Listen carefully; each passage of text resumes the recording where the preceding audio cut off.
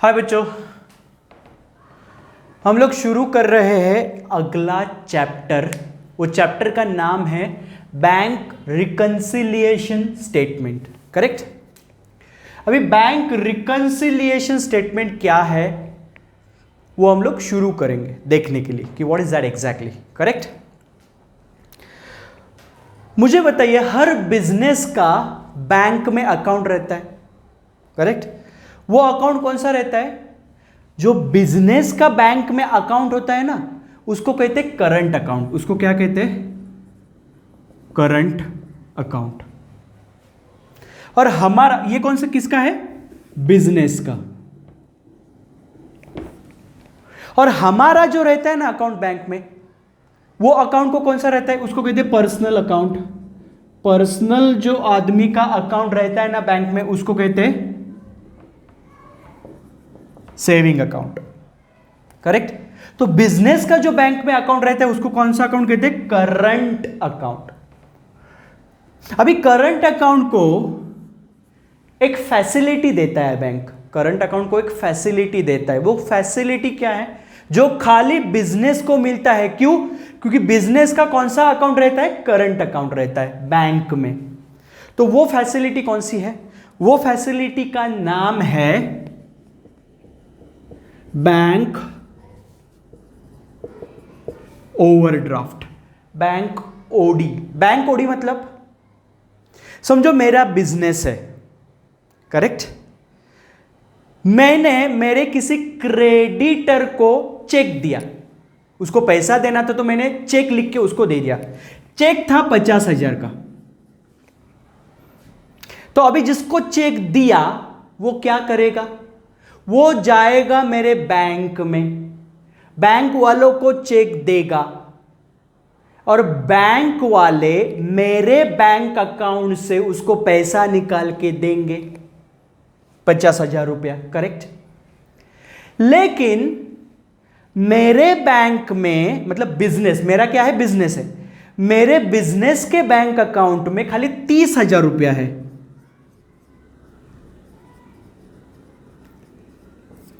मेरे बिजनेस के bank account में खाली कितना रुपया है? 30,000 रुपया। अभी ये आदमी जाएगा मेरे बैंक अकाउंट में, बैंक वालों को चेक देगा। मुझे बताओ, बैंक वाले उसको पैसा देंगे 50,000? यस, बैंक वाले उसको पैसा देंगे, भले ही मेरे अकाउंट में उतना पैसा नहीं है। करेक्ट। तो 30,000 तो है, तो 30,000 तो देंगे ही, प्लस 20,000 भी देंगे। तो उसको पैसा मिल जाएगा 50,000। लेकिन अभी मेरे बैंक में कितना पैसा है? 0। बैलेंस मेरा 0, मतलब बैंक में पैसा नहीं है।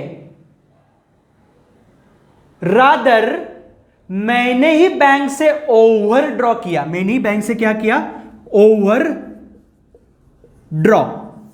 ओवर ड्रॉ मतलब मैंने ही बैंक से एक्स्ट्रा पैसा उठाया। कितना पैसा उठाया? 20,000 रुपया।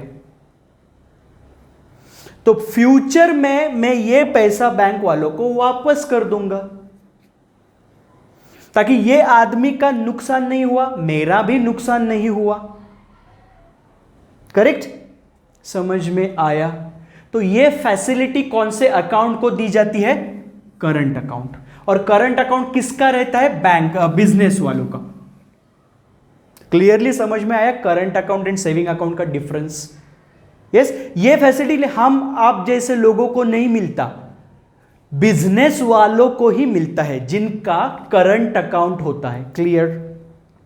और ये फैसिलिटी का नाम क्या है? Bank overdraft facility. इसका मतलब क्या समझ में आया आपको?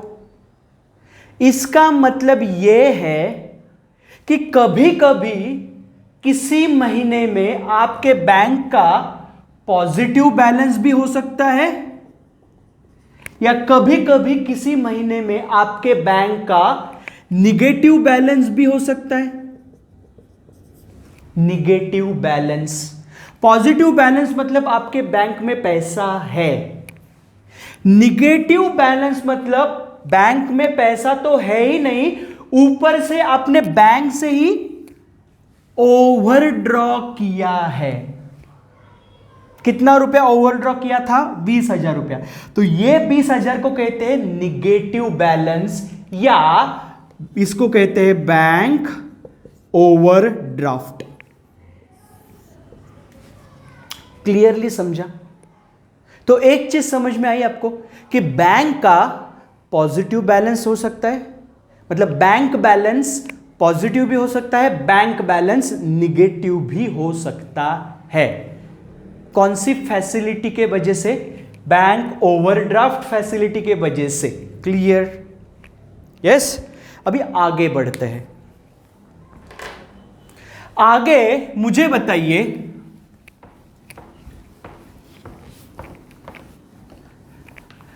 आगे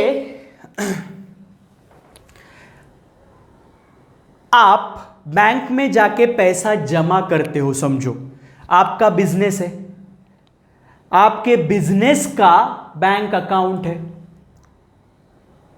यस, तो ये क्या है? बिजनेस का बैंक अकाउंट। तो आप जब बिजनेस में जाके बैंक में पैसा जमा करते हो तो बैंक वाला एंट्री करता है, और एंट्री करके आपको एक बुक देता है। बुक, ये बुक बैंक वाला आपको देता है। तो ये बुक को क्या कहते हैं पता है आपको? ये शब्द पासबुक। ये पासबुक किसका है? बैंक का है, लेकिन ये पासबुक में मेरे बैंक अकाउंट के डिटेल्स है। करेक्ट? अभी मुझे बताइए, पासबुक मतलब लेजर अकाउंट समझो, ये बैंक अकाउंट, ये है बैंक अकाउंट, ये क्रेडिट साइड है, ये डेबिट साइड है। क्लियर? ये bank account as per passbook है। ये बैंक अकाउंट किसके हिसाब से? पासबुक के हिसाब से। पासबुक किसका है? बैंक का। समझो ICICI बैंक, ICICI बैंक पता है? तो मेरे बिजनेस का बैंक अकाउंट ICICI बैंक में है। तो ICICI बैंक मुझे क्या देगा? पासबुक देगा।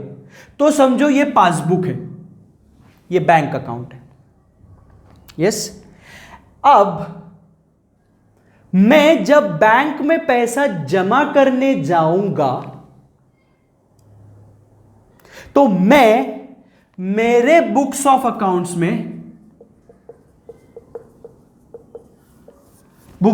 में एंट्री करूंगा। कहां पर एंट्री करूंगा बोलो? याद आ रहा है कुछ? मैं जब बैंक में पैसा जमा करने जाऊंगा तो एंट्री कहां पे करूंगा, जरा बताओ मुझे। एंट्री सबसे पहले की जाएगी कैश बुक। कैश बुक में 2 कॉलम्स रहते हैं, याद आ रहा है? Double column cash book, single column cash book. कुछ याद आ रहा है? तो जो डबल कॉलम कैश बुक है ना, उसमें एक बैंक कॉलम भी है, बैंक कॉलम। तो वो बैंक कॉलम ही खाली मैं अभी देखूंगा। बैंक मतलब ये मेरा बैंक अकाउंट है, ये डेबिट साइड है, ये क्रेडिट साइड है। करेक्ट? डेबिट साइड मतलब आपको याद आ रहा है, कैश बुक का डेबिट साइड कौन सा था? रिसीट साइड था। एंड कैश बुक का क्रेडिट साइड कौन सा था? पेमेंट साइड था। मतलब मेरे बैंक में मैंने पैसा डाला, या मेरे बैंक का किसी भी कारण से बैंक का बैलेंस बढ़ा तो डेबिट दूंगा, और किसी भी कारण से अगर मेरे बैंक का बैलेंस कम हुआ तो मैं क्या दूंगा? क्रेडिट दूंगा। यस, मतलब मैंने अगर मेरे बैंक अकाउंट में, मतलब ये जो ये मेंटेन कौन करता है? ये मैं मेंटेन करता हूं। मेरे बुक्स ऑफ अकाउंट्स में ये बैंक अकाउंट है। तो मैंने अगर बैंक अकाउंट, ये जो मेरा बैंक अकाउंट है जो मैं मेंटेन कर रहा हूं, उसके डेबिट साइड अगर कुछ एंट्री की, मतलब क्या होगा, बैंक बैलेंस क्या होगा, विल इंक्रीज, बढ़ेगा। और अगर मैंने बैंक अकाउंट के क्रेडिट साइड कुछ एंट्री की तो bank balance will decrease. Decrease मतलब कम होगा, इंक्रीज मतलब बढ़ेगा, डिक्रीज मतलब कम होगा। क्लियर? तो ये मैं मेंटेन करता हूं। ये कौन मेंटेन करता है? ये मैं मेंटेन करता हूं। वैसे ही बैंक वाला क्या मेंटेन करता है? ये, इसका नाम क्या है? पासबुक। और इसका नाम क्या है? Cash book. समझ में आया? तो मैं जो मेरा बैंक अकाउंट मेंटेन करता हूं उसका, उसके हिसाब से उसको क्या नाम है? Cash book. और बैंक वाला, आईसीआईसीआई बैंक वाला जो मेंटेन करेगा बैंक अकाउंट मेरा, ये, उसको क्या नाम दिया जाएगा? पासबुक। क्लियर? मैं बैंक में पैसा जमा करूंगा, मतलब बैंक का बैलेंस बढ़ेगा, तो बैंक अकाउंट, ये यहां पे बैंक अकाउंट के कौन से साइड लिखूंगा? डेबिट साइड या credit side? Obviously debit side, क्योंकि मुझे बैंक का बैलेंस बढ़ाना है। तो बैंक का बैलेंस बढ़ाना है मतलब कौन से साइड एंट्री करूंगा? Debit side. Receipt side. अगर मैंने बैंक से पैसा निकाला मतलब क्या होगा? बैंक का बैलेंस कम हो जाएगा, तो कौन से साइड एंट्री करूंगा? क्रेडिट साइड, जिसके वजह से बैंक का बैलेंस कम होगा। और डेबिट साइड एंट्री करूंगा तो बैंक का बैलेंस बढ़ेगा। क्लियर? अभी ध्यान से सुनिए, मैं बैंक में जाके बैंक में पैसा जमा करूंगा तो मैं कहां पे एंट्री करूंगा? मैं डेबिट साइड एंट्री करूंगा। क्लियर? लेकिन बैंक वाला कहां पे एंट्री करेगा? यहां पे, ये बैंक वाला है, तो बैंक वाला कौन से साइड एंट्री करेगा? बैंक अभी क्या करेगा? मैं बैंक में पैसा जमा कर रहा हूं, मतलब बैंक वाला मेरे बैंक बैलेंस बढ़ाएगा। तो अगर बैंक वालों को मेरा बैंक बैलेंस बढ़ाना है तो कौन से साइड एंट्री करेगा वो पासबुक में? क्रेडिट साइड एंट्री करेगा या डेबिट साइड एंट्री करेगा? वो एंट्री करेगा क्रेडिट साइड। समझा आपको? क्लियर? और अगर मैंने बैंक से पैसा निकाला, तो बैंक से पैसा निकाला मतलब बैंक बैलेंस कम हो जाएगा, तो मैं कहां पे एंट्री करूंगा? मैं कहां पे एंट्री करूंगा? मुझे बैंक बैलेंस कम करना है तो मैं एंट्री करूंगा क्रेडिट साइड, तब बैंक बैलेंस कम होगा। और उसी वक्त बैंक वाला, आईसीआईसीआई बैंक वाला कौन से साइड एंट्री करेगा? उसको क्या करना है? मेरा बैंक बैलेंस अभी कम करना है। तो बैंक बैलेंस अगर मेरा कम करना है तो वो कौन से साइड एंट्री करेगा? वो एंट्री करेगा डेबिट साइड। क्लियर? तो इसका मतलब अभी समझिए, बैंक वाले ने पासबुक में मुझे क्रेडिट दिया, मतलब मेरा बैंक बैलेंस बढ़ाया। बैंक वाले ने पासबुक में मुझे डेबिट दिया, मतलब मेरा बैंक का बैलेंस कम किया। सिंपल, ये बात समझ में आई? और मैंने मेरे कैश बुक में बैंक कॉलम में डेबिट दिया, मतलब डेबिट साइड एंट्री की, तो मेरा बैंक बैलेंस बढ़ जाएगा। और मैंने अगर क्रेडिट साइड एंट्री की तो मेरा बैंक बैलेंस कम हो जाएगा। तो एक चीज समझ में आई आपको, उल्टा है, देखो उल्टा, मैं डेबिट में एंट्री करूंगा तो बैलेंस बढ़ता है, लेकिन बैंक वाला डेबिट में एंट्री करेगा तो वो बैलेंस कम हो जाता है, उल्टा। समझ में आया? यस। तो इतना पहले समझ में आया कि नहीं, बोलो। करेक्ट। अभी क्या होता है, समझो मार्च महीना खत्म हुआ, समझो 31 मार्च 2020, ये दिन 31 मार्च 2020, ये जो दिन है, मतलब ये महीना खत्म हुआ, तो मार्च महीना खत्म हुआ। जब मार्च महीना खत्म हुआ तो मेरे हिसाब से, मेरे बैंक अकाउंट के हिसाब से क्लोजिंग बैलेंस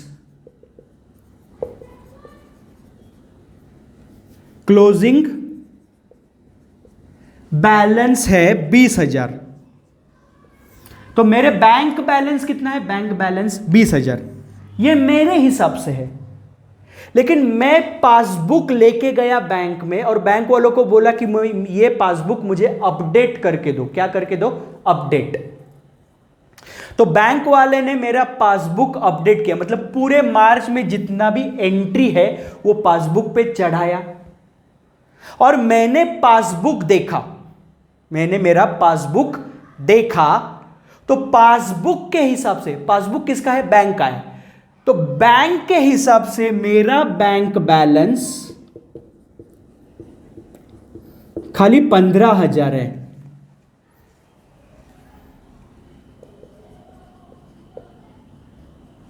और मेरे हिसाब से कितना है? 20,000।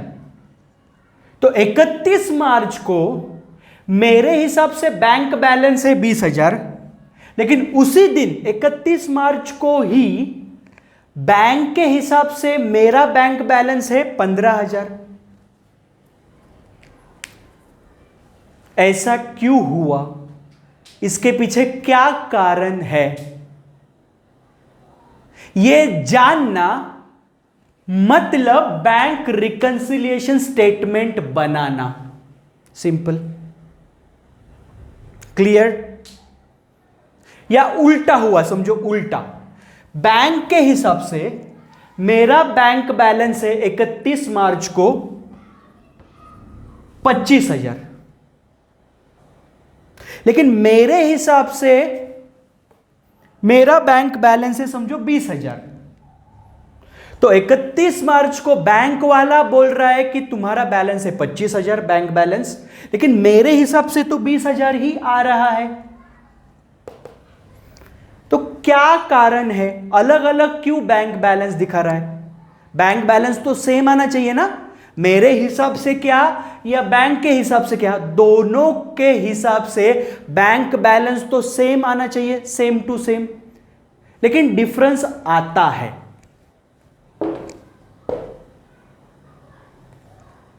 इसीलिए बनाना पड़ता है हर महीने बैंक रिकंसिलिएशन स्टेटमेंट। यह स्टेटमेंट मुझे बताता है कि ये जो डिफरेंस आ रहा है ना बैंक बैलेंस, वो उसके पीछे कारण क्या है। क्लियर? समझा आपको? यस। मैं आपको अभी बताता हूं, चलो एक छोटा सा मैं आपको एक झलक दिखलाता हूं। मैंने एक आदमी को चेक दिया था 5,000 रुपए का, मैंने एक आदमी को चेक दिया था 5,000 रुपए का, ठीक है? तो मैं क्या करूंगा, मैंने जैसे ही उसको चेक दे दिया तो मैं क्या करूंगा बोलो, मैं मेरे बैंक अकाउंट में जाके 5,000 रुपए से क्रेडिट दूंगा, मतलब बैंक बैलेंस कम करूंगा 5,000 रुपए से। करेक्ट? लेकिन जिसको मैंने चेक दिया वो आदमी बैंक में गया ही नहीं पैसा लेने। तो अगर वो आदमी बैंक में ही नहीं गया है पैसा लेने, तो बैंक वाला मेरा बैलेंस कम करेगा क्या 5,000 रुपए से? नहीं करेगा। इसीलिए मेरा बैलेंस दिख रहा है 20,000 और बैंक के हिसाब से मेरा बैंक बैलेंस दिख रहा है 25,000, 5,000 रुपए से ज्यादा। समझा कारण कैसे होता है? ऐसे बहुत सारे कारण होते हैं जिसके वजह से बैंक के हिसाब से आपका बैंक बैलेंस एंड आपके हिसाब से आपका बैंक बैलेंस अलग अलग दिखते हैं। तो बनाना पड़ता है बैंक रिकंसिलिएशन स्टेटमेंट। करेक्ट? अभी आपको क्वेश्चंस कैसे पूछेंगे? आपको क्वेश्चन पूछेंगे, आपको बताएंगे कि bank balance as per cash book, मतलब आपके हिसाब से। कैश बुक किसका? आपका है। पासबुक किसका है? बैंक वालों का है। क्लियर? तो बोलेंगे, समझो फॉर एग्जाम्पल कि bank balance as per cash book समझो है 50,000। ठीक है? नीचे आपको ट्रांजैक्शंस देंगे। नीचे क्या देंगे? ट्रांजैक्शंस। सो ट्रांजैक्शन नंबर 1 2 3 4 5 6 7 8 ऐसे ट्रांजैक्शंस देंगे। तो 50,000 रुपया कैश बुक का बैलेंस है। तो ये ट्रांजैक्शंस को ध्यान में रखने के बाद आपको ढूंढना पड़ेगा bank balance as per passbook. तो इतना कैश बुक के हिसाब से बैलेंस है, ये ट्रांजैक्शंस है, तो ये ट्रांजैक्शन ध्यान में रखो और निकालो bank balance as per passbook. Clearly समझा? यस? तो इसका मतलब क्या? कभी आपको पासबुक का बैलेंस देंगे और बोलेंगे कि निकालो कैश बुक के हिसाब से बैलेंस, या कभी आपको कैश बुक का बैलेंस देंगे और बोलेंगे निकालो पासबुक के हिसाब से बैलेंस। सिंपल। तो क्या हो सकता है? ज्यादा से ज्यादा कैश बुक का बैलेंस देंगे और बोलेंगे पासबुक का बैलेंस निकालो, या पासबुक का बैलेंस देंगे और बोलेंगे कैश बुक का बैलेंस निकालो, बैंक बैलेंस। सिंपल है। और बीच में कुछ एडजस्टमेंट्स देंगे, वो एडजस्टमेंट को ध्यान में रखते हुए आप कैलकुलेशन करोगे। सिंपल? यस। अभी मैंने जैसे कहा शुरुआत में बैंक बैलेंस, तो ये जो मैंने बैलेंस शब्द यूज किया ना, बैलेंस, इसका मतलब पॉजिटिव बैलेंस। और अगर निगेटिव बैलेंस है ना, निगेटिव, तो क्या कहेंगे? बैंक ओवरड्राफ्ट कहेंगे। इसका मतलब यह हुआ निगेटिव बैलेंस। आया समझ में आपको? तो मैंने ऑलरेडी आपको कहा है कि बैंक का पॉजिटिव बैलेंस भी हो सकता है या बैंक का निगेटिव बैलेंस भी हो सकता है। पॉजिटिव बैलेंस को क्या कहेंगे? Bank balance. निगेटिव बैलेंस अगर है तो क्या कहेंगे? Bank overdraft. क्लियरली समझ में आया?